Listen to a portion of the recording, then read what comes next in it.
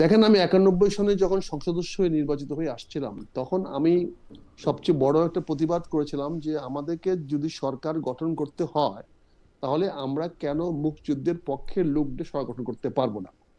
তৎকালীন সময়ে আমাদের আসন ছিল 142টি, আমাদের প্রয়োজন ছিল আর 9টি আসনের। 9টি আসন কিন্তু জামাত এবং জাতীয় পার্টি ছাড়াও আমাদের পক্ষে সংগ্রহ করা সম্ভব ছিল। কিন্তু তৎকালীন সময়ে বিএনপির সবচেয়ে বেশি আগ্রহ ছিল যে তারা যেন এই জামাতকে নিয়ে দল করে। আমি বলেছিলাম এই জন্য যে জামাত যেহেতু তাদের বিরুদ্ধে যুদ্ধ অপরাধের একটা অপবাদ আছে, তাদের অনেকের বিরুদ্ধে যুদ্ধ অপরাধে মুক্তিযুদ্ধের বিরোধিতা করেছে, সরাসরি বিরোধিতা করেছে। যেমন তৎকালীন সময়ে নিজামী সাহেব বা এই তারপরে তখন এরা কয়েকজন নেতৃস্থানে যারা করেছিলেন, গোলাম আজম সাহেব নিজ নেতৃত্বের বিরোধিতা করেছিলেন বাংলাদেশের।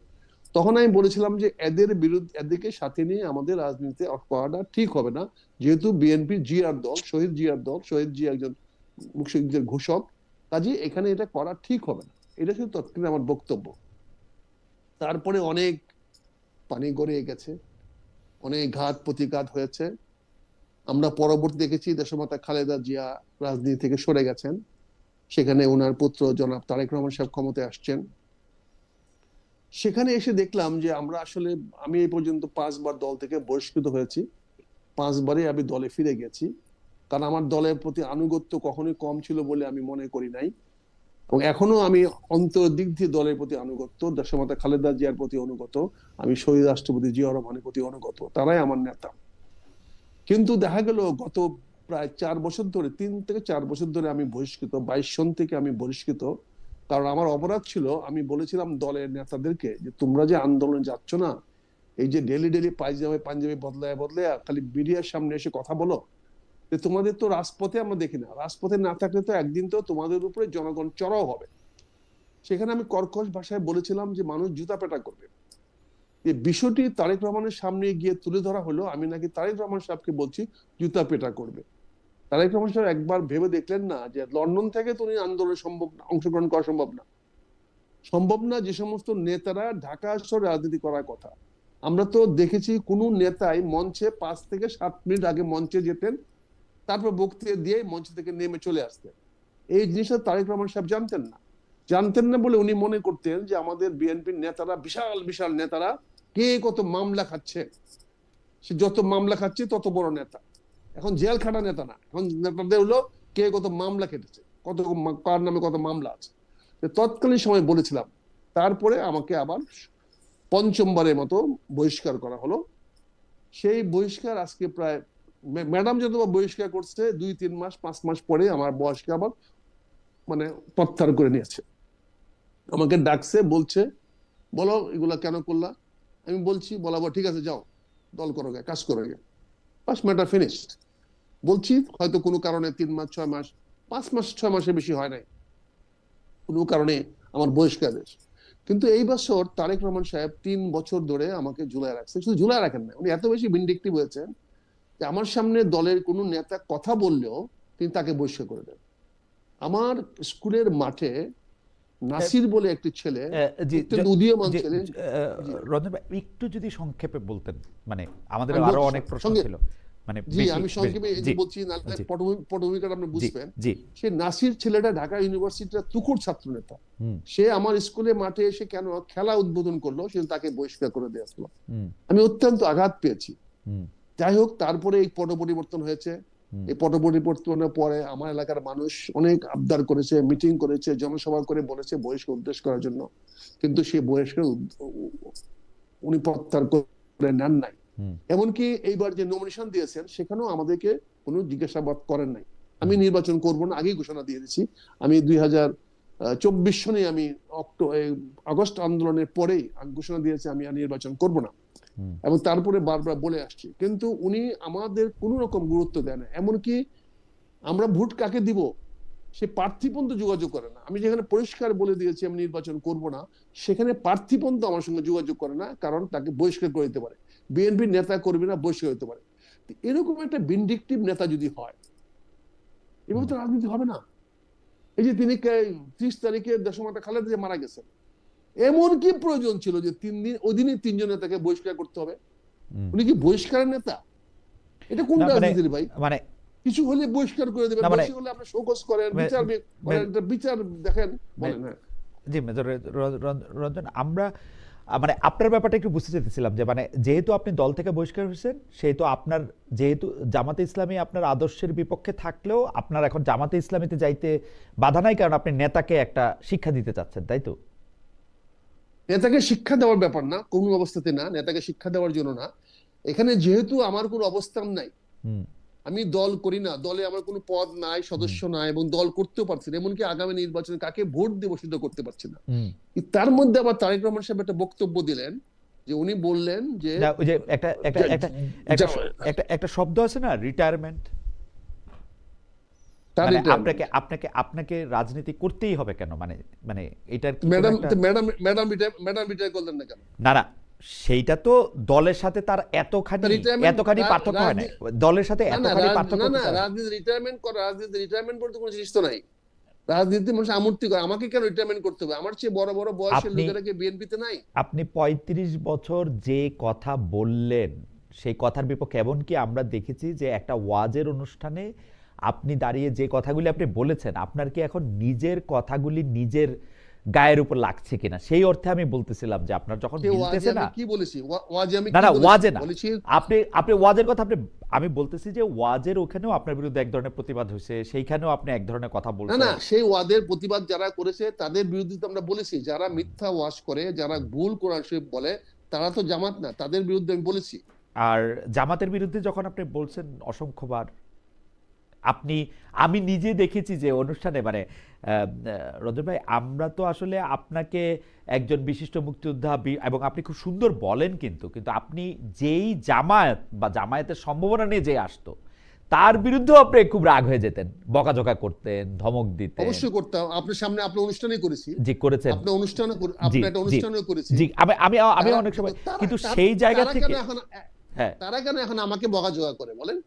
কারা না আপনাকে বকাঝকা করারটা ব্যাপারটা এরকম, আপনি নিজেকে কেমনে মানে এই ব্যাপারটাতে কনভিন্স না না, করলেন, সেই সেইটাই আমি ব্যাপারটা জানতে তাহলে চাইছিলাম। তাহলে আমাকে বলতে দেন, কথাটা শেষ করতে জি দেন। জি জি, যদি একটু সংক্ষেপে বলতেন ভাই। হ্যাঁ, তা আমি সেখানে কি বলেছি? আমি যখন তারেক রহমান সাহেব বললেন যে জামাত ইসলাম লক্ষ লক্ষ মানুষকে হত্যা করেছে, তখন এই হত্যা করেছে যখন শুনলাম, তখন আমি এর পরের দিনই আমি কলকাতায় একজন সাংবাদিকের সঙ্গে আমি একটা ইন্টারভিউ দিলাম। 16 ডিসেম্বরের উপলক্ষে আমার কাছ থেকে একটা ইন্টারভিউ নিল তারা।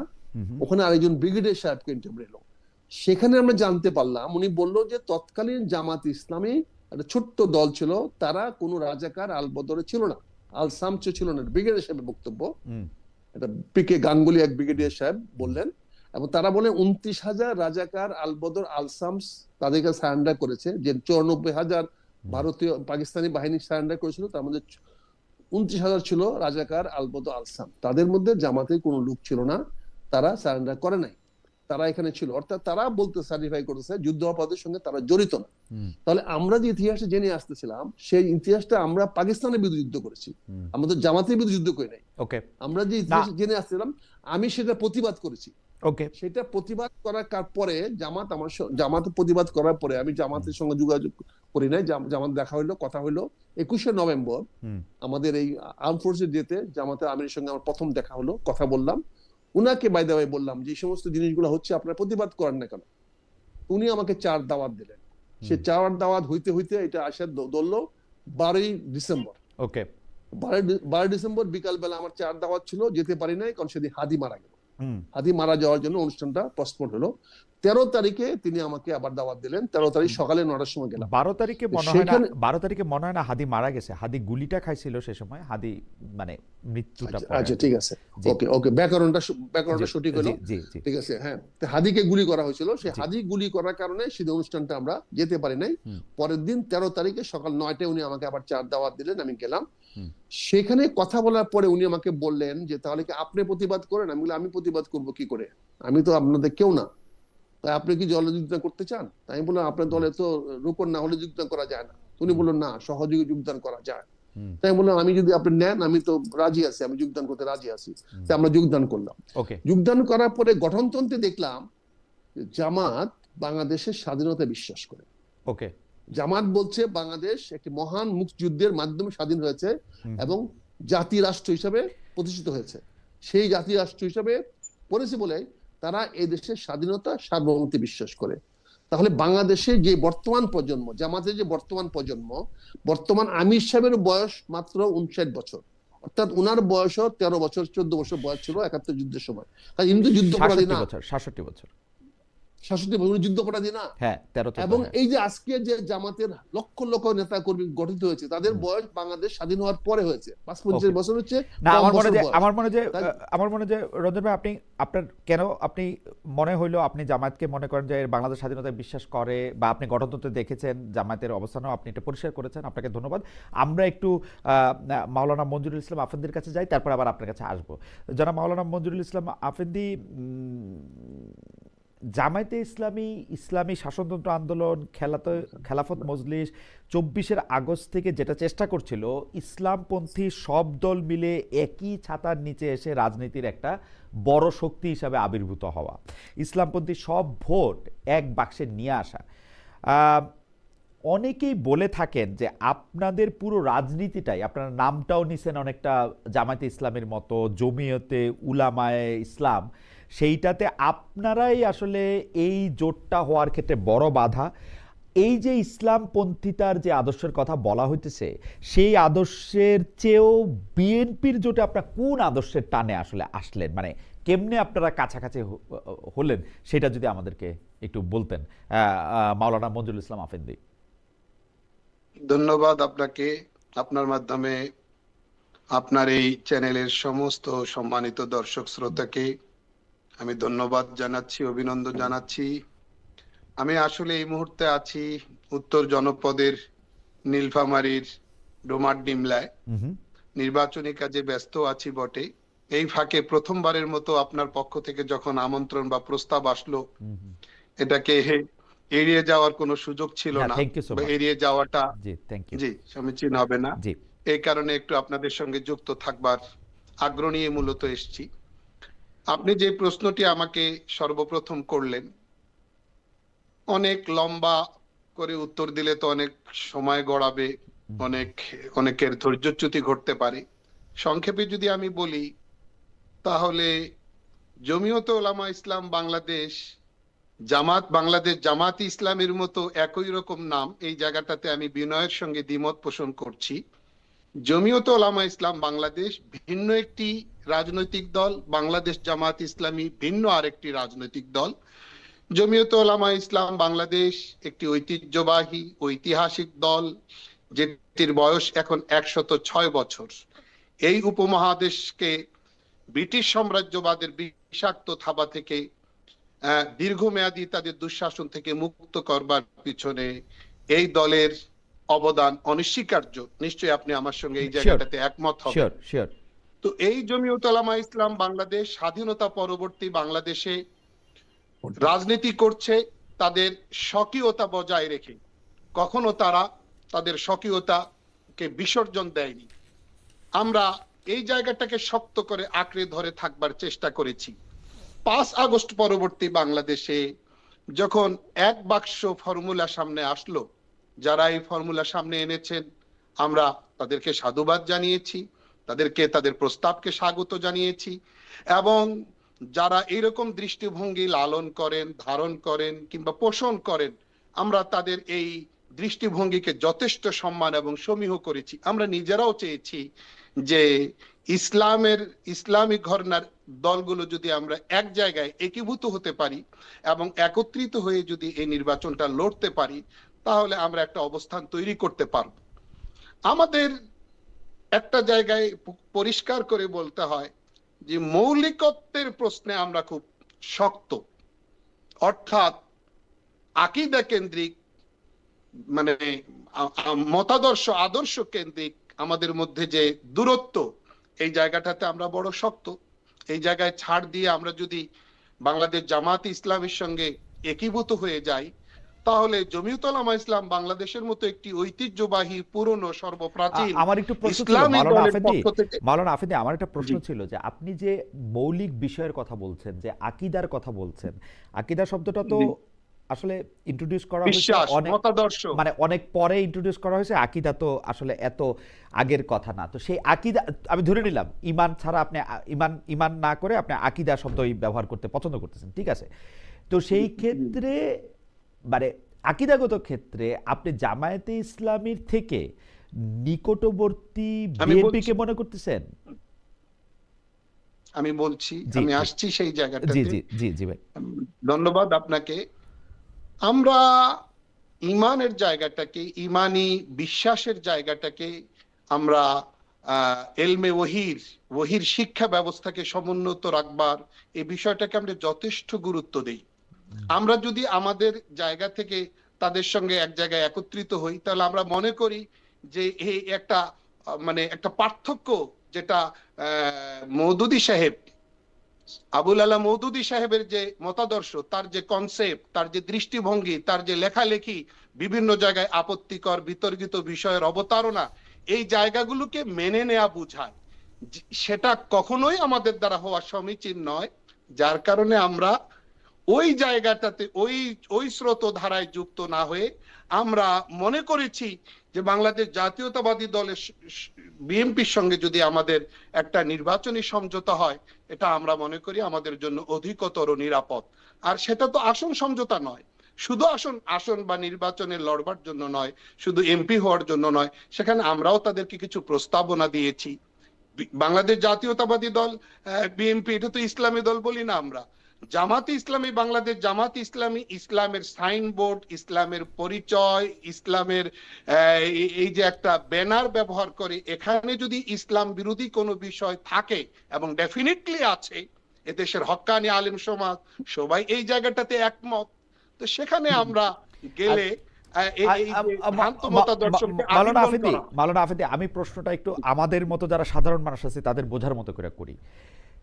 প্রশ্নটা হচ্ছে যে মাওলানা মওদুদীর আদর্শের কথা আপনি বলেছেন, কিন্তু আমি জামায়াতে ইসলামী কিন্তু মাওলানা মওদুদীর যে আদর্শগুলি নিয়ে আপনারা বাংলাদেশে আলেমরা প্রশ্ন করেছেন নানা সময়ে, সেই আদর্শ দিয়ে তারা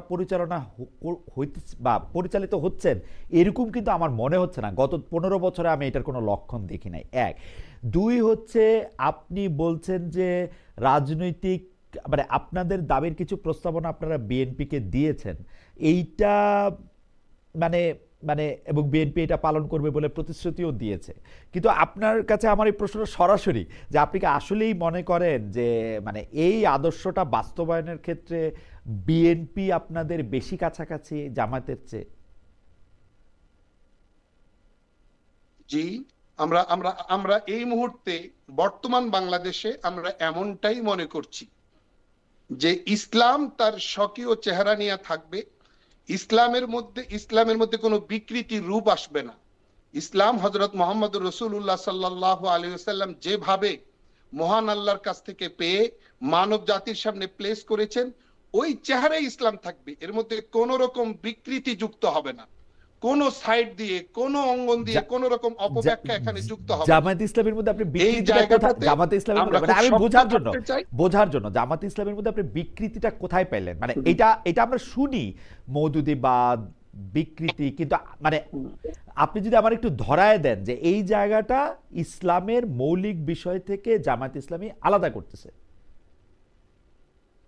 যেমন যেমন যেমন সর্বপ্রথম আমরা যে বিষয়গুলোকে খুবই স্পর্শকাতর মনে করি, আমাদের জন্য অনেক সেন্সিটিভ মনে করি, আকীদা বিশ্বাসের প্রশ্নে আমরা এটিকে অনেক গুরুত্বপূর্ণ মনে করি।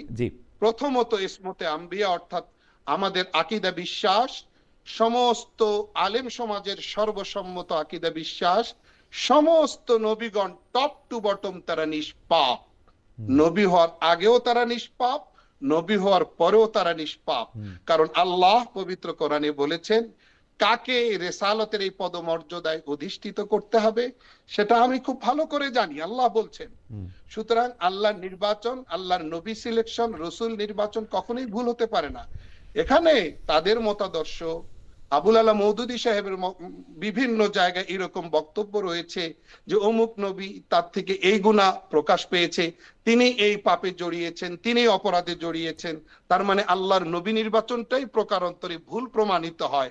এটা ঈমানের জন্য বিরাট বড় হুমকি।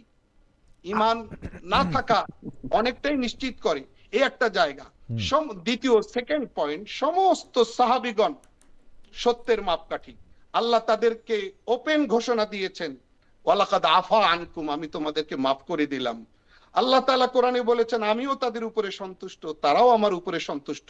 সুতরাং সাহাবায়ে কেরাম রাদিয়াল্লাহু আনহুম আজমাইনের কারো ব্যাপারে আপনার আমার কোন রাইটারের, কোন লেখকের, কোন আলোচকের এখানে মানে কোন রকম সমালোচনা করার রাইট আমার মনে যে মাওলানা আফেদি, আমি তো আসলে থিওলজিক্যাল আলোচনা নিশ্চয়ই আরেকদিন করা যাবে, কিন্তু আপনি যে কথাগুলি তুলে ধরছেন সেই কথাগুলি কিন্তু আসলে মানে যেটাকে আমরা ইংরেজিতে শব্দটা বলেছি সিমেন্টিক্স, মানে শব্দ বিজ্ঞানের অর্থের এক এক রকম ব্যাখ্যার তুলনের মধ্যে আমি এটা নিয়ে আপনার সাথে আসলে এঙ্গেজ হইতে চাই না আলোচনাটাতে, কিন্তু এটার মধ্যে আপনি নিজেও জানেন, আপনি আমার থেকে এগুলি খুব ভালো করে পড়াশোনা করছেন, আপনি নিজেও জানেন যে আপনার এই কথা আরেক দিক থেকেও কিন্তু ব্যাখ্যা করা যায়, আরেক দিক থেকে ব্যাখ্যা করা যায়। আপনি নিজেই আসলে কোরআন থেকে দুটি ব্যাখ্যা করেছেন, আপনি নিজেও ব্যাখ্যা করতে পারবেন যে অনেক নবী রাসূল সম্পর্কে তাদের, আমি ত্রুটি বলবো না, তাদের সরল পথে আনার ব্যাপারে আল্লাহর নির্দেশনা কিভাবে কাজে লাগছে তাদের জীবদ্দশায় সেটার ব্যাপারে বলা হয়েছে, কিন্তু মানে মানে এইটারে আপনি ওইভাবেও বলতে পারেন। কিন্তু আমি পলিটিক্যাল গ্রাউন্ডে জামাতে ইসলামের সাথে আমি এই কথাটা প্লিজ রিপিট করবেন একটু। আমি বলতেছি হচ্ছে যে আল্লাহ কোরআনে তার নবী বা রাসূল যাদের সম্পর্কেই কথা বলতেছেন সে বলার মধ্যে তাদেরকে কিভাবে পথ দেখানো হয়েছে সেইটাও কিন্তু বর্ণনা করছেন। এখন কাকে আপনি পথ দেখাবেন? যে পথের বাইরে আছে তাকেই তো, যে পথের ভিতরে আছে তাকে তার আপনি পথ দেখাবেন না। তো সেই জন্য আমি ভুল বা ত্রুটি বলার জন্য I am not enough person যে এটার মধ্যে ভুল আছে কি ত্রুটি আছে তাদের ঠিক করছেন কিনা আমি সেটা বলতেছি না। আমি বলতেছি আপনি তাকেই পথ দেখাবেন যাকে পথ দেখানোর দরকার আছে, যিনি পথে আছেন তারা তো আর আপনি পথ দেখাবেন না, তাই না? তো আল্লাহ কিন্তু এটা বর্ণনা করতেছেন যে তিনি কিভাবে পথ দেখাইছেন, কোন ঘটনার প্রেক্ষিতে, কখন, কিভাবে তাকে আরো বেশি সাহায্য করছেন, তাই না? তো এই কথাটার একটা সিমেন্টিক ব্যাখ্যা মানে মানে ভাষাগত ব্যাখ্যা হইতে পারে আর কি, কিন্তু আমি সেটার মধ্যে যাইতে চাই না। দর্শকদের কাছেও ক্ষমা চেয়ে নিচ্ছি, আপনার কাছেও, যে ধরেন এই বিষয়গুলি তো নিশ্চয়ই আপনি আমার থেকে অনেক অনেক অনেক গুণ বেশি জানেন। আমি শুধু বলতে চাইছিলাম যে জামাতে ইসলামী রাজনীতিতে মওদুদী সাহেবের সেই ব্যাখ্যা ব্যবহার করতেছে মাঠে, সেইটার প্রমাণ কি আমরা গত 15-20 বছর ধরে দেখি কিনা, নাকি সেটা আমরা তার ব্যাপারে এটা একটা আমাদের আরোপ? বহু প্রমাণ আছে, বহু প্রমাণ আছে, বিকৃতি সাধনের বহু ব্যাপার আছে। আমরা এইরকম বিষয়গুলো আমাদের কাছে প্রমাণিত, প্রতিষ্ঠিত। আমাদের বাংলাদেশের যে শীর্ষ ওলামা মাশায়েখ আছে তাদের বক্তব্য আছে, যাদেরকে এক বাক্যে এক নামে বাংলাদেশের সবাই চেনে, তাদের অবস্থানও আপনার কাছে আছে, জাতির কাছে পরিষ্কার আছে।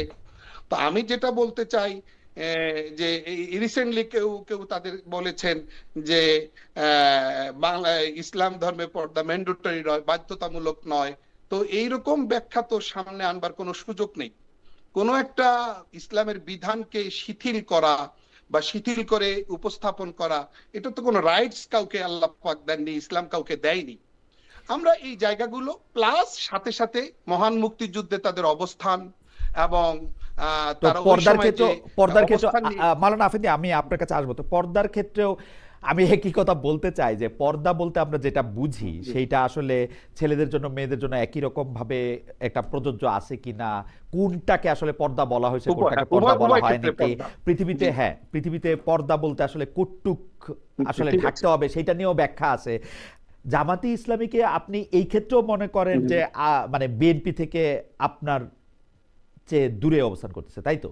না, এই ক্ষেত্রে না। বিএনপি কে তো আপনি ইসলামের বিএনপি তো বলছে না যে আমরা ইসলামী দল, যেহেতু ওরা ইসলামের দল বলতেছে সেহেতু তারা ইসলামের এটা মানতেছে কিনা সেটা হচ্ছে প্রশ্ন। রাইট জি ঠিক আছে। বিএনপি ধর্মীয় মূল্যদের কথা বলছে, বিএনপি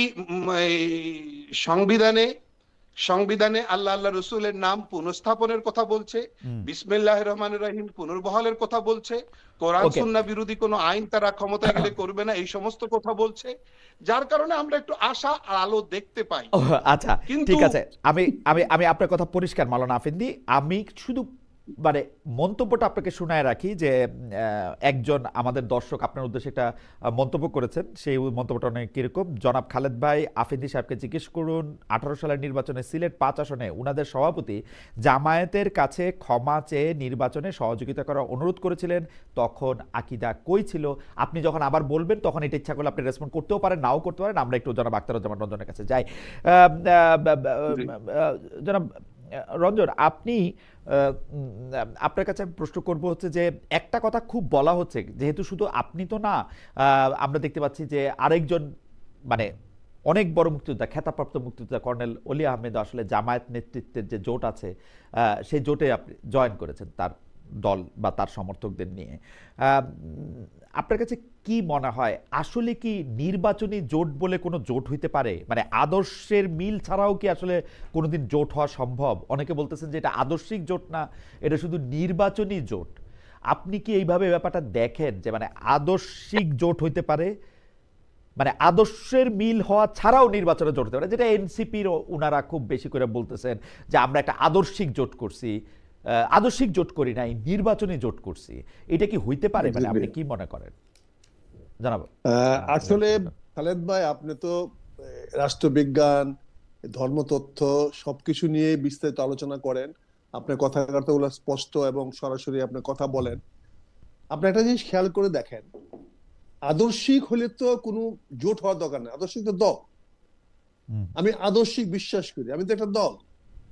এখানে আদর্শ তো পরিবর্তন হলে এটা না, কিন্তু সেখানে নির্বাচনী সাধারণত জোটগুলা রাজনীতি সবসময় হয় নির্বাচন ভিত্তিক।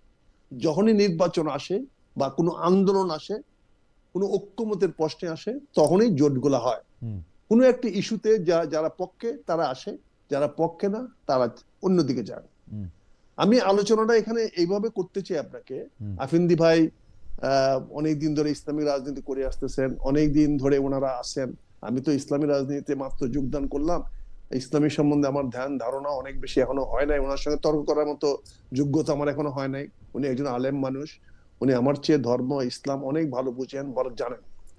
কাজে এখানে আমার ওনার সঙ্গে তর্ক করাটা আমার জন্য হবে মানে মার সঙ্গে মাসির গল্প করা। আমি সেই ব্যাপারে যাব না। তো আমি যে কথাটা বলতে চাচ্ছি, জামাত ইসলাম রাজনৈতিক করছে আজকে, তারা ইসলাম প্রচার করতেছে না।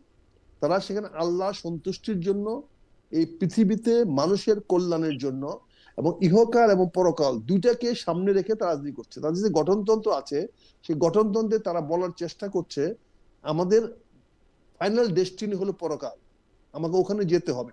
সেখানে তারা বলছে যেহেতু আল্লাহ তাআলা সত্যের নির্দেশনা সহ যুগে যুগে নবী রাসূলকে প্রেরণ করিয়াছেন, তারা কিন্তু এই কথাটা পরিষ্কার বলছে। তারা এও বলছে যেহেতু আল্লাহ তাআলা মানুষকে তাহার প্রতিনিধির জন্য পৃথিবীতে প্রেরণ করিয়াছেন এবং সত্যের অনুসরণ করাকে মানুষের দায়িত্ব কর্তব্য নির্ধারণ করে দিয়েছেন, এবং তারা আরো পরিষ্কার করে বলছে না, যেহেতু জনাব আখতারুজ্জামান, আমি একটা বিষয় আপনার কাছে একটু আসি, আমি একটু বলি। ধরেন ধর্মতত্ত্বের দিকগুলি আপনি নানা দিক থেকে দেখতে পারবেন আর কি, কিছু মৌলিক কাঠামোগত জায়গাগুলি ঠিক করে। আমি যেটা সিমেন্টিক্সের কথা বলতেছিলাম, শব্দগত অর্থের দিক দিয়ে আপনি নানা কাঠামোর দিকে দেখতে পারবেন। কিন্তু মাওলানা আবুল আলা মওদুদীর, যিনি জামায়াতে ইসলামের মতাদর্শগত জায়গাগুলি যাকে অনুসরণ করা হয়, উনার স্পষ্ট কিছু লেখা, স্পষ্ট কিছু ব্যাখ্যা, স্পষ্ট কিছু দিক নির্দেশনা দিয়েই জামাত ইসলামী শুধু বাংলাদেশের দল না, কিন্তু জামাত ইসলামী পাকিস্তানের দল, জামাত ইসলামী কিন্তু ইন্ডিয়াতেও। তো এই যে এই মতাদর্শগত জায়গায় উনি যেভাবে ইসলামকে দেখছেন, বেশিরভাগ, আমি যদি বলি আমাদের এই অঞ্চলের বেশিরভাগ মুরব্বীরা, বেশিরভাগ আলেমরা উনার দেখা ইসলামে কিন্তু সন্তুষ্ট হচ্ছেন না। আমি যদি সমস্যা শব্দটা নাও বলি, সন্তুষ্ট হচ্ছেন না, সংকট দেখতে পাচ্ছেন। মানে সমস্যা না বলে আমি সংকট বলি, বরং সংকট দেখতে পাচ্ছেন। এই যে এই সংকট দেখতে পাচ্ছেন, এটা কিন্তু জামায়াতে ইসলামী ওই ব্যাপারে সতর্ক। উনারা কিন্তু গত 15, আমি যেরকম বলতেছিলাম, গত 15-20 বছর ধরে উনারা কিন্তু মওদুদী সাহেবের দেখানো পথে বা ওই আদর্শে নিজেদের সামনে আনতে চান না। কিন্তু আমরা কি করে বিশ্বাস করব যে উনারা যখন আরো ক্ষমতাবান হবেন, আপনারা যখন আরো ক্ষমতাবান হবেন, আপনারা ওই জায়গায় যাবেন না? এটা আমরা কেমনে বিশ্বাস করব? Very good, very good. আপনার এই প্রশ্নের জবাবটাই আপনি প্রশ্ন যথাযথ করেছেন, কিন্তু এখানে কিন্তু জামাতের একটা বিবর্তন হয়েছে। জামাত কিন্তু আব্দুল মওদুদির থেকে একটা বিবর্তন হয়েছে। 1980 সনে বাংলাদেশ জামাত ইসলামী হয়েছে, বাংলাদেশ জামাত ইসলামী, বাংলাদেশের জামাত ইসলামী না। আমার ভাই কিন্তু এখনো বাংলাদেশের উলামায়ে ইসলাম, কিন্তু জামাত কিন্তু বাংলাদেশ জামাত ইসলাম হয়েছে। এবং এখানে আমি যেটা পড়ে শোনাচ্ছিলাম, আপনার যে প্রশ্নের যে সন্দেহটা, তারা কি বলছে, যেহেতু ইহকালই মানব জীবনের শেষ নয়, এটা তো আমরা সবাই বিশ্বাস করি, ইহকালে মানব জীবন শেষ নয়, বড় মৃত্যুর পরও রহিয়াছে মানুষের জন্য এক অনন্ত জীবন, যেখানে মানুষকে তাহার পার্থিব জীবনের ভালো ও মন্দ ও কাজের পুঙ্খানুপুঙ্খ হিসাবে দিতে হইবে, এবং বিচারের পর জান্নাত অথবা জাহান্নাম রূপে ইহার যথাযথ ফলাফল ভোগ করিতে হইবে। এখানে জামাত তো কোনো মওদুদিবাদ নিয়ে আসে নাই। না না না না না রঞ্জন ভাই, রঞ্জন ভাই আমি আমি আপনার সমস্যাটা বলি। এইটা বাংলাদেশের জামায়াতে ইসলামীর একটা ইনহেরেন্ট সমস্যা।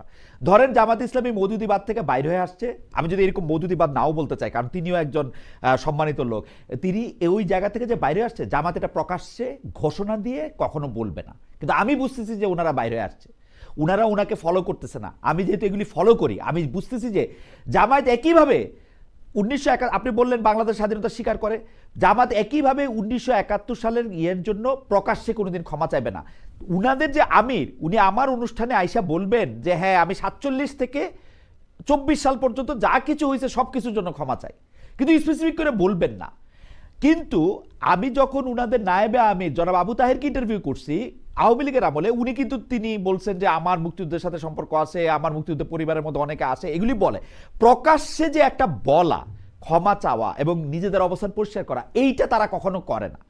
তার জন্য আমি কোট আনকোট আপনি নিজে অনেকবার এই দলটির সমালোচনা করছেন, করেছি, হ্যাঁ, অনেক অনেক অনেক অনেক শব্দ বলছেন, যে শব্দগুলো আমি আসলে টেলিভিশনে বলতে চাই না। এখন হঠাৎ করে তো তারা মানে they didn't change their position. না আমি এখানেই বলছি খালেদ ভাই, এখানে আমরা বলছি তারা তাদের পজিশনটা লিখিত আকারে পরিবর্তন করেছে। তারা একটা গঠনতন্ত্র তৈরি করেছে, সেই গঠনতন্ত্রে তারা পরিষ্কার বলেছে, আপনি যদি গঠনতন্ত্র দেখেন তাহলে আপনি দেখতে পারবেন তারা সেখানে পরিষ্কারভাবে বলেছে যে তারা এখন থেকে এই গঠনতন্ত্র অনুযায়ী দল চালাবে না। আপনি গণতন্ত্রের মধ্যে একটা লাইন দেখান, যে লাইনটার মধ্যে উনারা বলতেছেন যে আমরা আবুল আলা মওদুদি সাহেব, যিনি আমাদের প্রতিষ্ঠাতাদের একজন, তার নির্দেশিত পথ এখন থেকে আমরা অনুসরণ করব না। এখানে পুরা বইটাতে তো এই পুরা বইটাতে পুরা এই গঠনতন্ত্রে আবুল আলা মওদুদির নামটিও নাই। এটাই তো প্রবলেম। নামটা নিলে অসুবিধা কি মেজর রঞ্জন? নামটা নিলে কি অসুবিধা? নামটা নিলে কি অসুবিধা? চেঞ্জ হয় না।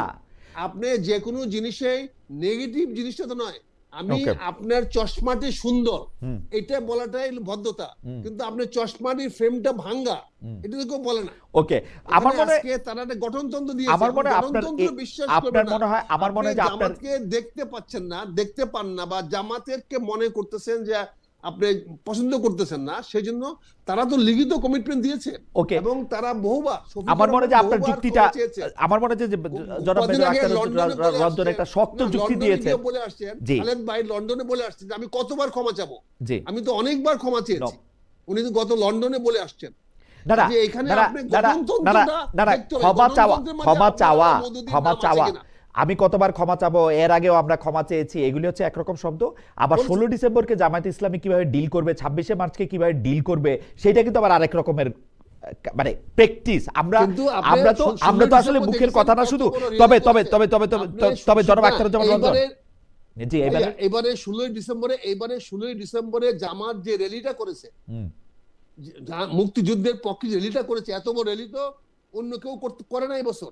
ওকে, এই বছর 16 ডিসেম্বরে যে জামাত যে র্যালিটা করেছে মুক্তিযুদ্ধের, তারপরে যদি তাদেরকে না হয়, তাদেরকে ফাঁসি দিয়েছেন, তাদের লোকদেরকে ফাঁসি দেওয়া হয়েছে, তারপরে যদি তাদের পাপ মোচন না হয়, ওকে, আমার মনে হয় একটা শক্ত যুক্তি। আমি একটু মাওলানা আফিদির কাছে যাই, কারণ আমার কাছে মনে হয়েছে যে যথেষ্ট মানে গুরুত্বপূর্ণ যুক্তি জনাব আখতারুজ্জামান রঞ্জন দিয়েছেন, যে উনি গঠনতন্ত্র উল্লেখ করে বলছেন যে উনি আসলে কিভাবে দল পরিচালনা করবেন সেটাই গঠনতন্ত্রের মধ্যে পুরোপুরি আসে। ওইটার মধ্যে মাওলানা আবুল আল্লাহ মওদুদী, যিনি জামাতে ইসলামী একটা প্রতিষ্ঠাতাদের একজন, তার সম্পর্কে আসলে কোনো এরকম কোনো বক্তব্য নাই। আমাদের একজন দর্শক যিনি নাজি মাহমেদ, তিনিও বলছেন খালেদ সাহেব আমি কি অনুসরণ করছি সেটা স্পষ্ট করার পরও কি অনুসরণ করছি না সেটা স্পষ্ট করতে হবে। মোটামুটিভাবে জনাব রঞ্জনেরও আর্গুমেন্টের পক্ষেই উনি বলছেন। জনাব মাওলানা আফিন্দি, আপনি যদি এই প্রসঙ্গে কিছু বলেন, আমার কিছু অরিজিনাল প্রশ্ন ছিল আপনার কাছে, এটা যদি একটু দ্রুত একটু বলেন। জি, ধন্যবাদ আপনাকে। আসলে আমার প্রথম পয়েন্ট যেটা, জনাব আবুল আল্লাহ মওদুদী সাহেব তো আর বাংলায় রচনাগুলো লেখেননি, বাংলায় তো বই পুস্তকগুলো লেখেননি। বাংলায় কি লিখেছেন? অনুবাদ হয়েছে, তার অনেক মোটামুটি সব কাজের অনুবাদ হয়েছে। না না, অনুবাদ হয়েছে, অনুদিত হয়েছে, সেটা ভিন্ন পয়েন্ট। কিন্তু তিনি লিখেছেন কোন ভাষায়? তিনি তার ভাষায় লিখছেন, অর্থাৎ উর্দুতে লিখছেন। অর্থাৎ তিনি যে ভাষায় লিখে গেছেন সেই ভাষার লেখা বই পুস্তকগুলো এখনো এদেশের ওলামা একরামের কাছে, তার তাফহিমুল কোরআন সহ বিভিন্ন রকম লেখা জিনিসগুলো এখনো হক্কানি ওলামা কেরাম, শুধু বাংলাদেশ নয়, পাকিস্তান, ইন্ডিয়া পাকিস্তান, এই ভারত উপমহাদেশের হক্কানি বিজ্ঞ আলেম সমাজের অনেকের কাছে আছে। সেই জায়গাগুলোতে তো তারা আঙ্গুল দিয়ে বারবার দেখিয়ে দিচ্ছেন এই জায়গাগুলো ফল্ট আছে, এই জায়গাগুলো ফল্ট আছে। না কিন্তু মাওলানা আফিন্দি, আপনি যে জায়গায় আপনার দ্বারস্থ আমরা হচ্ছি, দেখেন দর্শকরা আমাকে বলতেছেন, মনিরুল ইসলাম উনি বলতেছেন খালেদ ভাই অল্প বিদ্যা ভয়ঙ্করী, আকীদা নিয়ে আপনি কোন হিসাবে হুজুরের সাথে ডিবেট করেন, মাফ করে দিয়েন। কিন্তু ঘটনা হইতেছে যে আপনি আমাকে দেখায় দেন যে মানে আপনি বলতেছেন মওদুদী সাহেবের কথা জামায়াত কোথায় অনুসরণ করতেছে, মাঠে বা প্র্যাকটিক্যালি গত 15 বছর 20 বছর বা কোথায় উদ্ধৃত করতেছে, গঠনতন্ত্রের নামটা পর্যন্ত নাই। মেজর আখতারুজ্জামান রঞ্জন একদম স্পষ্ট করে দেখাইছেন। কিন্তু এটা আপনি উৎপত্তি স্থল জায়গাটাকে বিবেচনায় আপনাকে আনতে হবে। কথা ঠিক আছে ভাই? আচ্ছা, উৎপত্তি, এই দলের উৎপত্তি কোত্থেকে, প্রতিষ্ঠাতা কে, প্রবর্তক কে, কি তার দৃষ্টিভঙ্গি, কি তার কনসেপ্ট, কি নিয়ে তিনি যাত্রা শুরু করেছেন, এগুলোকে আপনার সামনে আনতে হবে। এগুলো যদি আপনি বাদ দিয়ে আলোচনাকে এগিয়ে নেওয়ার চেষ্টা করেন, আমি মনে করি এটা তো ঠিক হবে না এবং যথার্থ হবে না। ওকে, আপনি উৎপত্তির জায়গা থেকে, একদম উৎপত্তির জায়গা থেকে বলছেন। আমি বলি, জি, বাংলাদেশ জামাত ইসলামীকে দেশের আলেম সমাজ একটি রাজনৈতিক দল হিসেবে মনে করে, কিন্তু ইসলামী দল হিসেবে মনে করতে তারা প্রস্তুত নন। তারা এক্ষেত্রে একবারে খুব শক্ত অবস্থান তাদের, যে ইসলামী দল হিসেবে তারা স্বীকার করতে প্রস্তুত নয়। নম্বর এক, আমার যে একজন ভাই আমাকে প্রশ্ন করলেন যে কত সালের কথা বলেছিলেন ভাই, আপনি আমাকে একটু হেল্প করুন। কোনটা? আচ্ছা, ওই যে হ্যাঁ, উনি 2018 সালে কথা বলেছেন। 2018 সালে সিলেটে ইলেকশন করার সময় জি, প্রথম উত্তর হলো, এটা সভাপতি সাহেব কোথায় কোন জায়গায় বলেছেন, এটা সভাপতি সাহেব জাতির কাছে উত্তর দেবেন, তিনি সভাপতি সাহেবের কাছে প্রশ্ন করবেন। ওইরকম বক্তব্য তো আমি দেইনি। নম্বর 2, 18 সাল বলেন আর আরো আগের ইলেকশন 2001 সালে বলেন, জামাতের সাথে থাকা মানে জামাতের নেতৃত্বাধীন জোটে থাকা নয়। এখন যে জোটটা আছে বিএনপির বিপরীতে, যে জোটটা আছে, এই জোটটা বাংলাদেশ জামাত ইসলামের নেতৃত্বাধীন জোট। এক নম্বরে কার নাম? এক নম্বরে কোন দলের নাম? আমি দুইটা জায়গায় হ্যাঁ, এক নম্বরে কোন দলের নাম, সেটা খুবই গুরুত্বপূর্ণ প্রশ্ন আপনার কাছে। আমি বলি, জি, আমরা বাংলাদেশ জাতীয়তাবাদী দল বিএনপির নেতৃত্বাধীন জোটে ছিলাম, সেই জোটে আমরাও একটা শরিক দল, বাংলাদেশ জামাত ইসলাম একটা শরিক দল ছিল। এই অবস্থানটা আর তাদের নেতৃত্বাধীন জোটে যুক্ত হওয়া, দুইটার মধ্যে ডে নাইট ডিফারেন্স আছে বলে আমি মনে করি। Right, absolutely. আচ্ছা, কিন্তু আপনি যে জামায়াতে ইসলামীকে একটি রাজনৈতিক দল মনে করেন, ইসলামিক আদর্শের দল মনে করেন না, আপনি কি আমাকে বলবেন যে বাংলাদেশে ইসলামিক আদর্শের দল নয় কিন্তু নামের সাথে ইসলাম আছে, বা কোনটি ইসলামিক আদর্শের দল, এইভাবেও যদি আমি প্রশ্ন করি? আমি বলি আমরা মনে করি, জি, কারা ইসলামিক আদর্শের দল মনে করছি না। এখন বাংলাদেশে আওয়াজটা উঠানো হয়েছে এইভাবে যে এবার ইসলামকে রাষ্ট্র ক্ষমতায় নিতে হবে। এরকম একটা, এবং এইরকম একটা আবহ তৈরি করা হয়েছে, এরকম একটা গ্রাউন্ড বা এরকম একটা পরিবেশ বা এরকম একটা সিচুয়েশন তৈরি করা হয়েছে যে ইসলামকে এবার ক্ষমতায় নিতে হবে। যেন ইসলাম ইসলাম যেন নাম যেন শুধু, যেন ইসলাম ক্ষমতায় নাই, যেন যেন আল্লাহ ইসলাম ক্ষমতা, ক্ষমতায়, যেন আল্লাহ ক্ষমতায় নাই, আমি বলি, মানে মানে আল্লাহ মানে ক্ষমতায়, যেমন মানে ইসলামের খালেদ ক্ষমতায় ভাই, নিতে হবে। ইসলাম মানে এই কথাগুলি যদি, মাওলানা সাহেব আপনার আপত্তি জানান না যে এগুলি শিরক হয় না, যে ইসলামের ক্ষমতায় নিতে হবে? এগুলো আমি বলি well said, যে very well ইসলাম, said, না very না, well said, না, very well said. ইসলামকে, আমার কথা শেষ হয়নি জি খালেদ ভাই। জি ইসলামকে ক্ষমতায় নিতে হবে, তো যদি তারা সফল হয় তো কোন ইসলামটাকে তারা প্রতিষ্ঠা করবে, কোন ইসলামটা?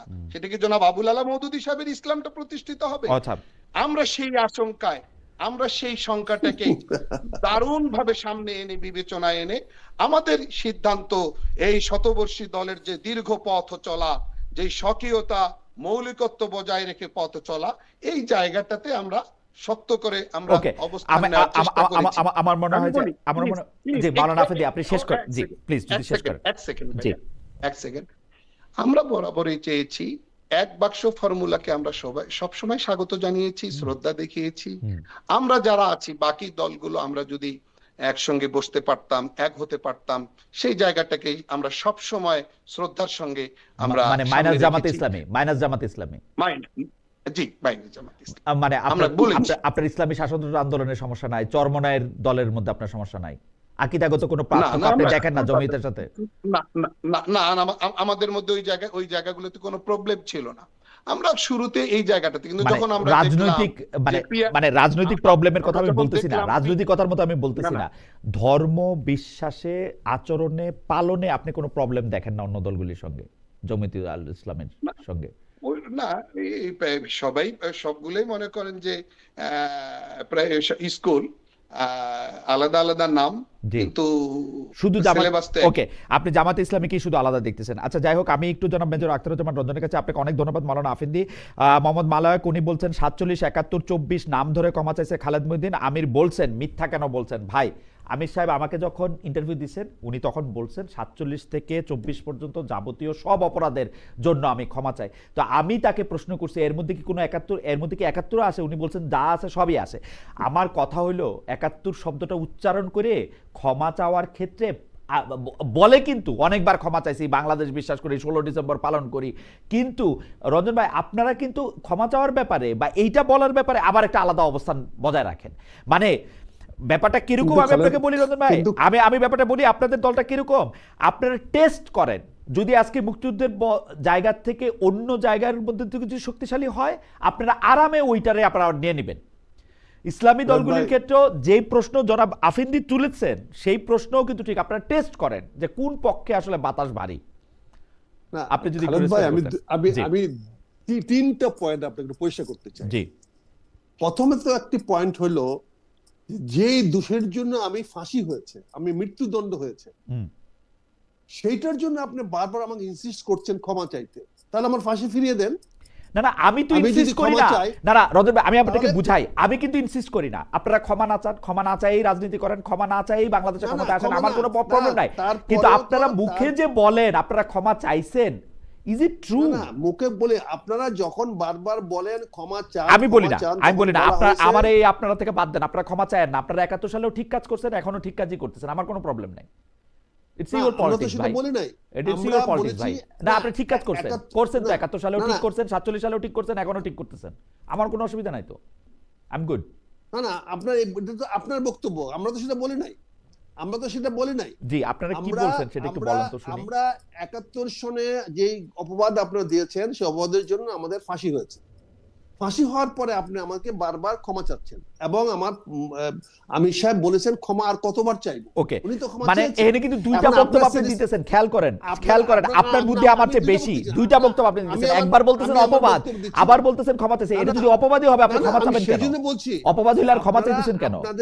আপনাদেরকে সন্তুষ্টি করার জন্য আমরা যেহেতু বলছি যে আমরা যে কোনো মানুষের কাছে যদি আপনি মনে করেন, ইনসিস্ট করেন যে না তারপরে আপনার ভুল হয়েছে, আমরা বলছি, কিন্তু বিষয়টা হলো আমি যে কথাটা বলার চেষ্টা করছি আপনাকে, এখানে ক্ষমাটা নিয়ে ইনসিস্ট করে আপনি বারবার, আমরা যদি এখন বলি ক্ষমা চাই না, এটাকে আপনি খারাপ ভাবে নেবেন, আবার ক্ষমা চাইছি এটাও খারাপ ভাবে নিচ্ছেন।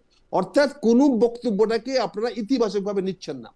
দ্বিতীয়ত বলে ইসলামিক, আমি মুসলমান, আমি জন্মগতভাবে মুসলমান, বিশ্বাস করি মুসলমান, আমার আকীদা মুসলমান, আমার ইমাম সাহেব আমার আলেম সাহেব কি বললো এটাতে কিছু আসে যায় না। ইসলাম আমার আল্লাহর সঙ্গে আমার সম্পর্ক, আমি যে শাসন ব্যবস্থা চালাবো এটাই ইসলামী শাসন ব্যবস্থা। আমার মনে হয় যে মেজর রঞ্জন না, না, আপনাকে আপনি মনে না আপনাকে করতে- আপনি আপনি মনে না আপনি করতে যেটা পারেন। চালাবেন না, সেটা ইসলামী আপনি শাসন মনে ব্যবস্থা, না এটা করতে- একটু গাজোয়ারি না, না, কথা হচ্ছে আপনি ভাই। মনে না করতে পারেন। না, আমার এটা একটু যদি গাজোয়ারি কথা মানুষ- হচ্ছে। না না না না গাজোয়ারি না। এখন যদি আমাকে যদি মানুষ মানে, আমাকে খালেদ মহিউদ্দিন ভোট দিল না, কিন্তু আমি আরো 10 জনে ভোট পায় মরলাম, আরো তারপরে 15 জন খালেদ আপনার মহিউদ্দিন- বিপক্ষে দাঁড়ালো, আপনাকে 10 জন ভোট দিল, আরো 15 জন আপনার বিপক্ষে দাঁড়ালো। আমি যদি 15 বিপক্ষে দাঁড়ানোর পরে ফেল করব আমি, ও কিন্তু আমি আচ্ছা, যদি 15 জাস্ট জনকে আপনি পরাজিত যদি করে আসি, মেজরিটি নিয়ে যদি আপনি পাস তখন- করে আসেন, তাহলে আপনি যেটা বলবেন সেটাই ইসলাম। তাহলে আমি খালেদ মহিউদ্দিন কথা শুনবো কেন? না না খালেদ মহিউদ্দিন না কথা না শুনবো কেন? না না, খালেদ রঞ্জন ভাই, মহিউদ্দিন যদি আপনি খ্রিস্টান যদি হয়, মেজরিটি খ্রিস্টান- নিয়ে পাস না, না, করে আসেন, তাহলে আপনি যা বলবেন সেটাই ইসলাম। এই ভয় তো আফিন্দি ভাই পাচ্ছে, অবশ্যই সেটাই তো সেই ভয় তো আফিন্দি ভাই পাচ্ছে। পৃথিবীর সব লোক বললেও ভুল বললে এটা ইসলাম হবে না ভাই। আমি তো সেটাই করব, আমি তো সেটাই করব যেটা আমার জনগণ চাইবে, আমি সেটাই করব। খালেদ মহিউদ্দিন কি চাইবে বা আফিন্দি সাহেব কি চাইবে এটা তো বিবেচ্য বিষয় না। রাইট, আমার বিষয় হলো যারা জনগণ কি চাইবে। আমি জনগণের স্বপ্ন, জনগণের আকাঙ্ক্ষা, জনগণের আকীদা, জনগণের ইমাম বাস্তবায়িত করব। আমি মুসলমান, কাজে আমি ইসলাম ধর্মটা তো আমি আর আফিন্দি সাহেবের মতো করে পালন করব না, মানে আমি তো খালেদ মহিউদ্দিনের মতো করে আমি ইসলাম যার পালন করব যে না। বেশি ভোট আমি পাবে ইসলাম তার মতো করে করব, আপনি ইসলাম করবেন, আমার- যে আমি বেশি ভোট পালন পাবে করব, তার মতো করে আপনি আমি- ইসলাম করবেন। আমার আমি- প্রবলেম নাই আমি কিন্তু পালন করব, রঞ্জন ভাই একটু আমি পরিষ্কার পালন করবেন। করব, না, না, আমি পালন করব আমার কোরআন এবং সুন্নাহ মোতাবেক। এইবার আমি তো এইবার আপনার- এবার আপনি এটা ঠিক কথা বলছেন। রাইট রাইট, কোরআন এবং সুন্নাহ আমি তো মোতাবেক আমি পালন আপনার করবেন। মতো করে, আমি তো আপনার মতো করে, কিন্তু আমার করার অধিকারটা এস্টাবলিশড হবে, আপনার আমি করার অধিকার established হবে, রাইট। established হবে। কাজে এই কথা বলছি। জি। আর তৃতীয়ত আমি যেটা বলছি, আজকে রাজনীতির কারণে আমরা বিভিন্ন মেরুকরণ হতে পারি, বিভিন্ন দলে যেতে পারি, সেখানে ইসলামকে দায়ী করা, ইসলামকে টেনে আনা, এটা মনে হয় আমি ইসলামের প্রতি অবমাননা করতেছি, আমার ধর্মের প্রতি আমি অবমাননা করতেছি। আমি রাজনীতি করতে পারি, আসলে না না রাজনীতি করবো, না না জনগণের না না, কাছে ভোট মেজর রঞ্জন, চাইবো। আমার অপরাধ কিন্তু- ক্ষমা করবেন, কিন্তু আপনি খেয়াল করে দেখেন, আপনাদেরকে যেইটা নিয়েই প্রশ্ন করা হয়, যদি মুক্তিযুদ্ধ নিয়ে প্রশ্ন করা হয় আপনি বলেন 54 বছর আগের জিনিস টানো কেন, যদি ইসলাম নিয়ে প্রশ্ন করা হয় তাহলে আপনি বলেন যে রাজনীতির মধ্যে ইসলাম ঢুকাও কেন। মানে আপনাদের কি নিয়ে প্রশ্ন না, করবো আমরা আমরা আপনাদের কি নিয়ে না, না, প্রশ্ন করবো, আপনি আমি- শিখাই দেন আমি- যে এইটা নিয়ে আপনি- প্রশ্ন করবো। আপনার জামাত প্রশ্নে- ইসলামে তো প্রশ্নই আপনি- করা যায় না। আপনাকে আমি- শিখাই দেন। আমি তো- মাওলানা আফিন্দি, মাওলানা আমি আফিন্দি, তো- আমি আপনার কাছে আসবো, আপনি আমাকে একটু আচ্ছা, শিখাই আচ্ছা। দেন রঞ্জন ভাই, যে আমি- জামাত ইসলামে কি খালেদ নিয়ে ভাই, প্রশ্ন খালেদ করবো। ভাই, খালেদ ভাই, আমি আমাকে যেই প্রশ্ন করবেন, আমি যেই প্রশ্ন আপনি করবেন, আমি সেই প্রশ্নের উত্তর দিব। জি, আপনি সেখানে 10-এর থেকে আমাকে 0 দিয়েন, হুম। কিন্তু আপনি আমাকে আপনার উত্তরটা দিতে বলেন না। না আমার উত্তর, আমার আপনার তো উত্তরই মন মতো- নাই, আমার তো প্রশ্নটা আছে, আপনি জানেন না হ্যাঁ। উত্তর। কাজে আপনি আমাকে যেই প্রশ্নই করবেন আমি সেই প্রশ্নের উত্তর আপনি দিব। আমাকে প্রশ্নটা শিখাই দেন, নম্বর- প্রশ্নটা শিখাই দেন। নম্বর আপনি না, নম্বর আপনি ইসলাম নিয়ে শুরু কথা করেন। বললো জামাত ইসলামের না, না। সমস্যা, মুক্তিযুদ্ধ নিয়ে কথা আমি বললো তো বলি সমস্যা। নাই, আমি তো বলি না ইসলামের সমস্যা। আমি বলেছি যে আপনার যদি আজকে রাজনীতির মাঠে ইসলামকে নিয়ে এসে যদি ইসলামের কথা বলি, তাহলে আমি যদি ইসলামকে নিয়ে বিতর্ক করতে যাই, তখন আবার বলবেন আমি ইসলাম নিয়ে বিতর্ক করতেছি। কারণ আপনি কিন্তু দলটার আপনি যে মধ্যে, ইসলামে যেমন আফিন্দি সাহেব তো পরিষ্কার করলেন বিএনপির সাথে উনার প্রবলেম নাই, কারণ বিএনপি বলতেছে না যে উনার ইসলামিক রাজনীতি করে। জামায়াতে কে ইসলামী, বলছে, কে বলছে? আফিন্দি সাহেব বলছেন। বিএনপি আফিন্দি সাহেব বলছে, এটাই তো ফাইনাল না। আফিন্দি সাহেবের বক্তব্যটা, আমি তো বিএনপি করে আসছি, আফিন্দি সাহেবের চেয়ে বেশি তো বিএনপিকে আমি চিনি এবং জানি। রাইট, আমরা তো সবসময় বিএনপি বলে আসতেছি আমরা ইসলামের ধারক বাহক, আমরা দেশে বিসমিল্লাহ মনে মনে আনছি, আমরা এই দেশে আমরা ইসলাম শাসন ব্যবস্থা করছি। আচ্ছা আচ্ছা আচ্ছা আচ্ছা, মাওলানা আফিন্দি, মাওলানা আফিন্দি, মাওলানা আফিন্দি, একটা মিনিট সময় দেন, মেজর রঞ্জন শেষ করুন, তারপর আপনি বলবেন। ধর্মীয় মূল্যবোধে বিশ্বাসী, মাওলানা আফিন্দি, ধর্মীয় মূল্যবোধে ইসলামী মাওলানা মূল্যবোধে আফিন্দি, বিশ্বাসী। আমার মনে হয় যে আমরা তো সবাই কথা এটা- বললে এটা আমরা ঠিক শুনতে আছে। পারবো না। মেজর রঞ্জন শেষ করুক 1 মিনিটে, তারপর আপনি বলবেন। ধন্যবাদ। জি, হ্যাঁ, জি, সেখানে জি। আমি বলছি যে আপনি আমাকে যে কোনো ধরনের প্রশ্ন করেন, প্রশ্নের উত্তরে আপনি আমাকে 0 দেন, কিন্তু সেই উত্তরটাকে আবার বিতর্কের মধ্যে নিয়ে যায় না। ওকে, উত্তরটা আবার বিতর্কের মধ্যে নিয়ে যান না। মানে প্রশ্ন আমি 0 দিব, বলছি- উত্তরটা বিতর্কে নিব না, তাই তো? আমি বলছি মধুদিবাদ আমার মধ্যে নাই। আমি আমার গঠনতন্ত্র দিয়ে বলছি মধুদিবাদে মধুদিবাদ শব্দটা আমার মধ্যে নাই। তারপরে আপনি বলছেন আমি মধুদিবাদ ফিরে যাবো কিনা? না না না না, আপনারা তো আমরা মেজর এখন রঞ্জন, বাঙালি মেজর রঞ্জন, জামাত- আমাদের কি সমস্যা আমি একটু বলি। এইবার একটু জনাব আফিন্দিকে একটু কথা বলতে দেন। আমি খালি সমস্যাটা বলি, আমি খালি সমস্যাটা বলি, আমি খালি সমস্যাটা বলি। আফিন্দি সাহেব, আমি খালি সমস্যাটা বলি, আমি খালি আমার সমস্যাটা বলি। রঞ্জন ভাই আমাকে একটা কথা বলতে দেন, একটা কথা বলতে দেন। আপনি যে কথাগুলি বলছেন সেই কথাগুলি যদি জামায়াতের আমির মহোদয় বলতেন, তাইলে তো আমরা বুঝতাম যে আমরা রাজনীতির মধ্যে আমরা জনাব আবুল আলা মওদুদীকে অনুসরণ করতেছি না। আমি এই কথাটা অনুপস্থিত দেখতে পাচ্ছি। এটা আপনি বলতেছেন যে ধন্যবাদ। সেই আপনি সেই feelings কথাটা আমি বলতেছেন। আমির সাহেবের কাছে অনুপস্থিত দেখতে পাচ্ছি। আর আপনার কিন্তু কথা কি আমি এই- নিব? 2 মিনিট পরে আবার এই শুনবো কথাটা- যে জামায়াত বলবে যে এটা উনার নিজস্ব না বক্তব্য। না, এই কথাটা বলার জন্য তো জামাতের আমির গঠনতন্ত্র বানিয়ে আমাদের ঘরে ঘরে পাঠিয়ে দিচ্ছে। ওকে, এই কথাটার জন্য তো গঠনতন্ত্র দিয়েছে। আমার মনে যে প্রতিদিন বলবো না। এইটা ফ্যান্টাস্টিক যুক্তি। জনাব আফেদি, হ্যাঁ। আপনি বলতে চাইছিলেন, মাওলানা আফেদি, ধন্যবাদ। উনি পরিষ্কার করছেন যে জামায়াতের অফিসিয়াল বক্তব্য হচ্ছে উনাদের গঠনতন্ত্র। তো আপনার তো আর অন্য কিছু দেখে শঙ্কিত হওয়ার দরকার নাই, এবং মাঠের না, রাজনীতি তো না, গত 15 বছর ধরে একবারের না, জন্য কোনো কিছু না, উদ্ধৃত না, হয়নি। না, না জি। ভাই, আমার কাছে, আমি শ্রদ্ধা রেখে বলছি, আমার কাছে এই ফর্মুলা অ্যাকসেপ্টেড নয়। গঠনতন্ত্র, সংবিধান, এটা আমার দলিল নয়। যিনি প্রবর্তক, যিনি প্রতিষ্ঠাতা, কিন্তু- তার লেখা, তার বক্তব্য, তার আইডিওলজি, তার দৃষ্টিভঙ্গি, তার কনসেপ্ট, ওকে, এগুলো আমার আমি কাছে একটা প্রশ্ন করি মূল্যবোধ আছে। মাওলানা আফেদি, আমি একটা প্রশ্ন করি। বল- এখনকার বল- বিএনপি কি জনাব জিয়াউর রহমানের আদর্শের বিএনপি? এটা কি সম্ভব? আমি আপনার আপনি দেখেন আওয়ামী লীগের যে ধন্যবাদ। প্রতিষ্ঠাতা, আওয়ামী লীগের প্রতিষ্ঠাতাদের মধ্যে ভাসানী সাহেবও ছিলেন, বঙ্গবন্ধু শেখ মুজিবুর রহমানও ছিলেন, আবার সেই আওয়ামী লীগকে বিলুপ্তও করছেন বঙ্গবন্ধু শেখ মুজিবুর রহমান। এখন আপনি কি শেখ হাসিনাকে বঙ্গবন্ধুর অনুসারী বলবেন, যে প্রবর্তকের অনুসরণ করা বলবেন, তার আদর্শ নিয়ে না, আগায় থাকা বলবেন? আমি মানে আপনি আমাকে আমার দলের ব্যাপারে প্রশ্ন করবেন, আমার দল সম্পর্কে প্রশ্ন করবেন, আমি সেটার জবাব দেব। বিএনপি সম্পর্কে প্রশ্ন করলে আমি কেন জবাব দেব? তবে না, আচ্ছা, বিএনপি সম্পর্কে প্রশ্ন করতে, কিন্তু প্রবর্তক দিয়ে আমি উদাহরণ দিলাম যে প্রবর্তক দিয়ে কি আপনি আমি দলরে মনে করছি- চিনবেন না প্র্যাকটিস দিয়ে চিনবেন? আমি মনে করছি তারেক রহমান সাহেব, বিএনপির ভারপ্রাপ্ত চেয়ারম্যান জনাব Okay. তারেক রহমান সাহেব দীর্ঘ 17 বছর পর দেশে ফিরে যে বক্তব্য দিয়েছেন, যে বিশাল জনসমুদ্রে, সেই বক্তব্য প্রমাণ করে যে ধর্মীয় মূল্যবোধের ছাপ সেই বক্তব্যে আছে। Okay. এবং তিনি একটা পর্যায়ে পরিষ্কার বলেছেন, আল্লাহ রসুল সাল্লাল্লাহু আলাইহি সাল্লামের ন্যায় পরায়ণতার আদলে দেশ গড়বো ইনশাআল্লাহ। আপনার মনে থাকবে এটা একটা মাওলানা সুন্দর আফেদি, আমার মনে হয় আপনার মনে থাকবে মাওলানা আফেদি যখন ক্ষমতায় ছিলেন সাবেক প্রধানমন্ত্রী শেখ হাসিনা, তিনি তার প্রতি বক্তব্যে এই কথা বলতেন, স্বাধীনতার জি। আদর্শে, ইসলামের আদর্শে, কোরআন সুন্নাহ দিয়ে তিনি দেশ চালাবেন। কিন্তু আমরা কিন্তু এটা প্রকৃত প্রস্তাবে দেখি নাই। আমি জনাব তারেক সাহেবকে সন্দেহ করতেছি না, আমার প্রশ্নটা সরল। প্রশ্নটা হচ্ছে প্রবর্তক দিয়ে আপনি দল চিনবেন নাকি চর্চা দিয়া? না, আমি গোড়া ফাউন্ডেশন, আপনি কি বলেন, আপনি ফাউন্ডেশনকে বেশি গুরুত্ব দিবেন না বিল্ডিং এর চাকচিক্যকে বেশি গুরুত্ব দিবেন? আমি আপনি জবাব দিন ফাউন্ডেশনেও আমাকে। গুরুত্ব দিব, উপরে যে ঢালাই এবং বিল্ডিংটা যেই রং নিয়ে দাঁড়ায় আছে সেটাকেও গুরুত্ব দিব। আমি শিকড়কে গুরুত্ব দিলে আমি কাণ্ডের গুরুত্ব দিতে পারবো না, তখন আমাকে বলা হবে কাণ্ড জ্ঞানহীন। না না, আপনাকে তখন কাণ্ডজ্ঞানহীন বলা হলেও আপনি ফাউন্ডেশন বড় রেখে, ফাউন্ডেশনকে দুর্বল রেখে আপনি স্ট্রাকচার উঠাবেন কি করে ভাই?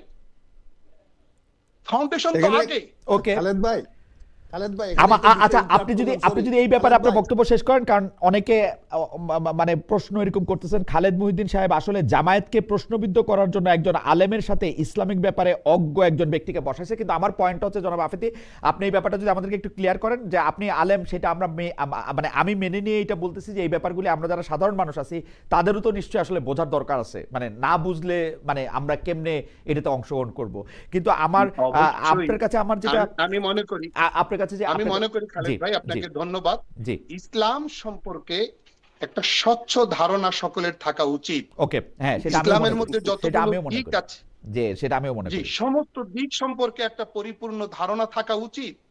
সেটা আকীদার প্রশ্নে হোক, সেটা ইসলাম ধর্মের বিধিবিধান সংক্রান্ত হোক, সেটা ইসলাম ধর্মের আরো কোনো অন্য সাইট নিয়ে হোক, ব্যবহার আচার অনুষ্ঠান কেন্দ্রিক হোক, সর্বক্ষেত্রে আমি মনে করি একটা পরিপূর্ণ ধারণা থাকা উচিত। এই যে একটা সহজ সব জায়গায় ইসলামের সাইনবোর্ড ব্যবহার করে, ইসলামের লেভেল ব্যবহার করে বলা, আবার বলা যে না আমরা কারো প্রশ্নের জবাবে এটা স্পষ্ট বলে দেওয়া। আমরা কবে বলেছি যে আমরা ক্ষমতায় গেলে এই ইসলামী শরিয়া বাস্তবায়ন করব, শরিয়া আইন বাস্তবায়ন করব?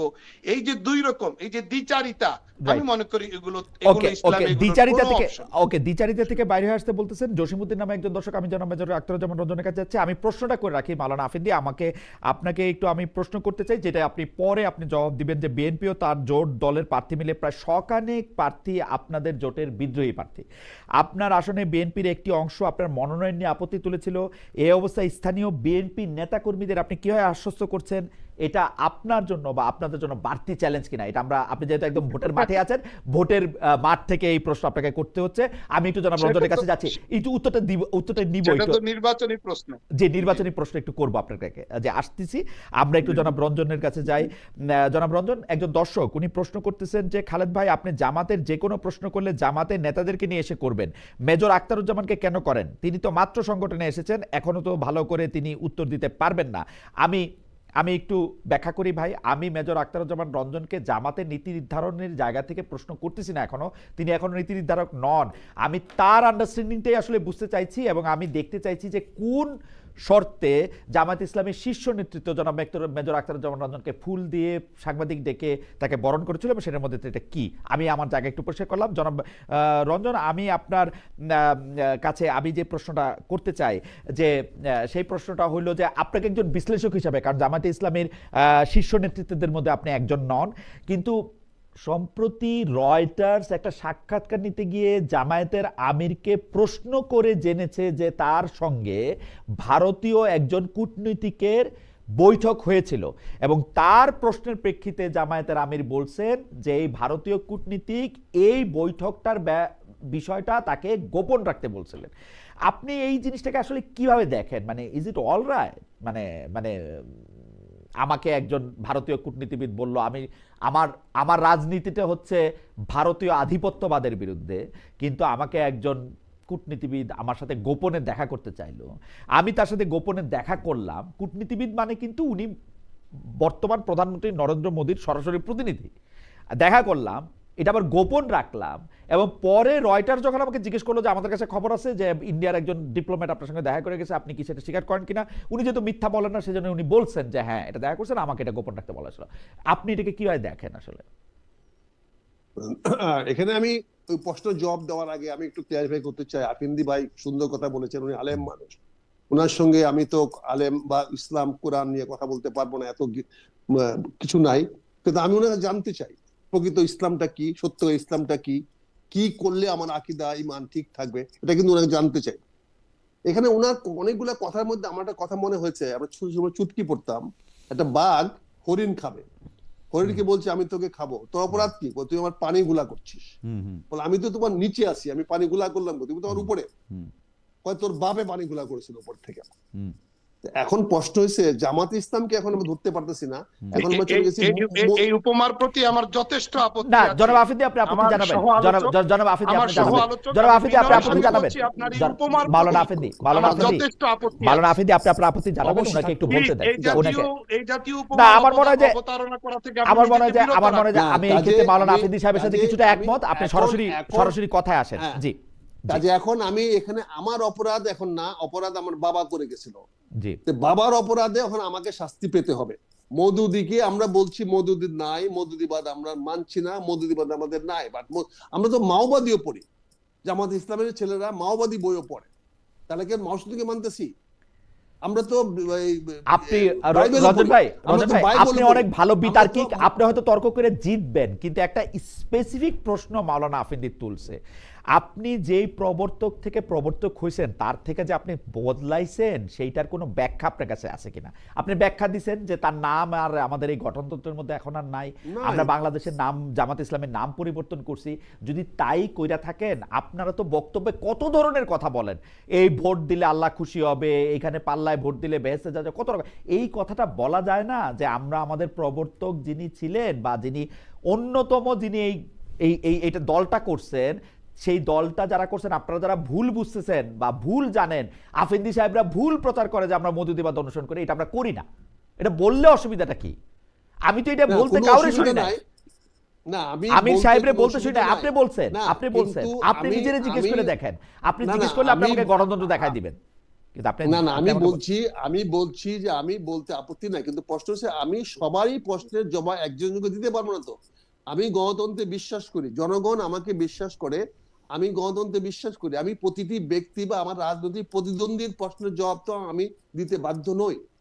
আসেন সংসদ যখন হবে, যদি সংসদে আপনারা আসেন আলোচনা করব, প্রশ্নের আপনারা উত্তর দেওয়া ভোটের হবে। আগে আপনারা আপনি ভোটের আগে এটা ডিবেটে বলবেন না, আসেন। আপনারা ভোটের আগে এটা না, বলবেন না। জনাব আফিন্দি না, সাহেবের, সেজন্য বলতেছি। মাওলানা আমরা- আফিন্দি দেখেন, আমরা- মাওলানা আমরা আফিন্দি সাহেবের আফিন্দি প্রবলেমটা সাহেবকে কোথা আপনি বলছি না। দেখেন। মাওলানা আমরা আফিন্দি আফিন্দি সাহেবরা, সাহেবকে তো আমরা আফিন্দি সাহেবদেরকে বা বিএনপি কে স্যাটিসফাইড করার জন্য বক্তব্য দিচ্ছি না। আপনি বাংলাদেশের সব আমরা মানুষকে বক্তব্য- স্যাটিসফাই করার জন্য আমরা বক্তব্য দিবেন, আপনি বাংলাদেশের রাষ্ট্র ক্ষমতায় যাইতে জনগণের কাছে চাচ্ছেন, বক্তব্য দিচ্ছি। আমাদেরকে স্যাটিসফাই আমরা করতে হবে তো, বাংলাদেশের- আমাদের আমরা স্যাটিসফাই করতে হবে বাংলাদেশের- তো, আমাদের স্যাটিসফাই না আমি করে তো- আমরা আমি- জিজ্ঞেস আমি করতেছি তো- আপনারা না, শরিয়া, না, আপনারা না। শরিয়া আইন চালু করবেন, আপনারা বলেন যে এটা কিন্তু পরে আপনি বলবো। আপনি আপনি আপনি- যে আমাদের কথা বলছেন, আমি সেই প্রশ্নের জবাব তো খালেদ মহিউদ্দিন সাহেবকে দিব না। কারণ খালেদ মহিউদ্দিন সাহেবের মাধ্যমে যত লোকের সঙ্গে আমরা যোগাযোগ করতে পারি, তার চেয়ে অনেক বেশি বেশি সঙ্গে আমাদের যোগাযোগ হয়, তারা অনেক বেশি দেখা হয়। কারণ আপনার মিডিয়াতে যারা আমরা কথা বলি, সেটা একটা মিডিয়ার অংশ।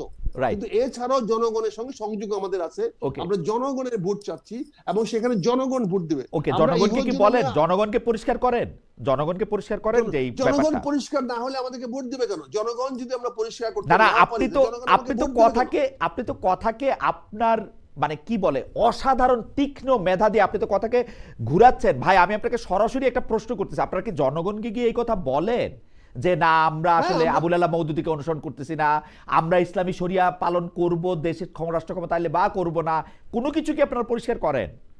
এটা তো জনগণ আমাকে জানতে চাচ্ছ না, প্রশ্ন করতেছে না। জনগণের এই প্রশ্ন তো নাই। জনগণের এই প্রশ্ন, প্রশ্ন জনগণের কি মধ্যে প্রশ্ন নাই। আছে আপনাদের কাছে? আপনাদের কাছে জনগণ কি প্রশ্ন করে? জনগণের আমাদের কাছে প্রশ্ন আছে, আমরা দেশে শান্তি থাকতে পারবো কিনা, আমরা যারা ইসলামের অপব্যাখ্যা করে তাদের হাত থেকে মুক্ত পাবো কিনা, আমরা আপনারা যারা কি বলেন এটা জবাবে যে দুর্নীতি করে, আপনারা আসলে যারা- শান্তি হবে? যারা অবশ্যই শান্তি হবে, ইনশাআল্লাহ শান্তি হবে। আমরা অবশ্যই দেশকে শান্তির পথে নিয়ে যাব। কেন এখানে আপনাদের এই জনগণ বিশ্বাস? জানতে চায়, আচ্ছা, জনগণ জানতে চায় চাঁদাবাজি বন্ধ হবে কিনা, Okay. জনগণ জানতে চায় দুর্নীতি বন্ধ হবে কিনা, জনগণ জানতে চায় এই রাজনীতি নিয়ে যে আমরা যে ব্যবসা করি এটা বন্ধ হবে কিনা। জামাতের জনগণের কাছে একদম তার কমিটমেন্ট ওকে